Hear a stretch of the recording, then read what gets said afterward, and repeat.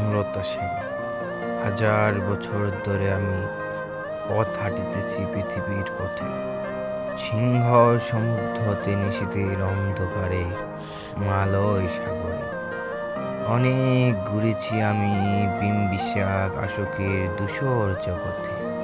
সেখানে ছিলাম আমি আরো দূর অন্ধকার বিদত্ত নগরে। আমি ক্লান্ত প্রাণ এক, চারিদিকে জীবনে সমুদ্র সফেন। আমারে দুদণ্ড শান্তি দিয়েছিল নাটোরের বনলতা সেন। চুল তার কবেকার অন্ধকার বিদিশার নিশা, মুক্তার সাবস্তির কারুকার্য। অতি দূর সমুদ্রের পর হাল ভেঙে যে নাবিক হারাইছে দিশা।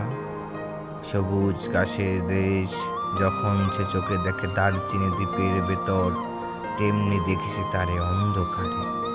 বলেছে সে, এতদিন কোথায় ছিলে? পাখির নীড়ের মতো চোখ তুলে নাটোরের বনলতা সেন। সমস্ত দিনের শেষে শিশিরের শব্দের মতন সন্ধ্যা আসে, টানান রোদ্রে মুছে ফেলে চিল। পৃথিবীর সব রং নিভে গেলে পাণ্ডুলিপি করে আয়োজন। তখন গল্পের তলে জোনাকির রঙে করে ঝিলমিল।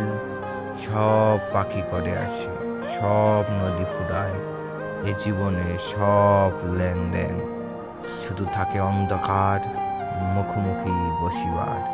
বনলতা সেন।